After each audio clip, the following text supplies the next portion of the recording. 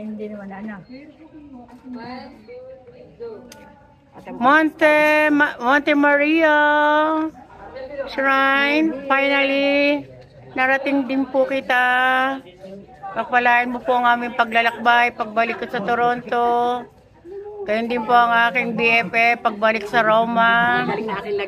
At gumaling na po. Yeah. Gumaling na po ang aking pinsan. May sinat siya ngayon. Ay pero pinilit niya kasi nga nakaset yung date namin ngayon. At ito po ang aking BFF for life.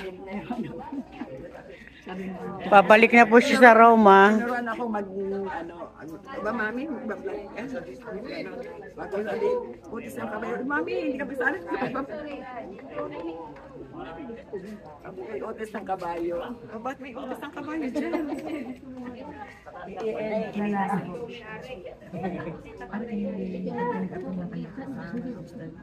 Pilay na. Papakita. Ano di magbago? Ay, gusto ko ba tignan mo balik? Kasi nung mag-aaral para siya yung makatawa. Nga, ari online na nagtatrabaho. Ari kasi wala ka rin kasama. Hindi mo naman pwedeng i-hold up kung anong pangarap niya. Kailangan mo suportahan na lang. Kung kailangan kumuha ng kasamahin, pwede kumuha ng kasamahin.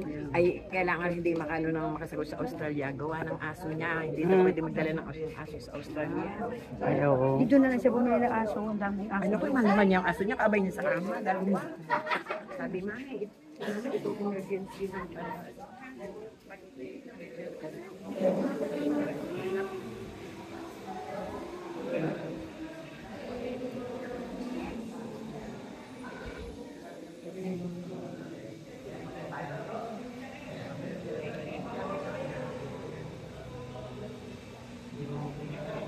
This is the 360 view of the shrine, Monte Maria. Ate, maganda na.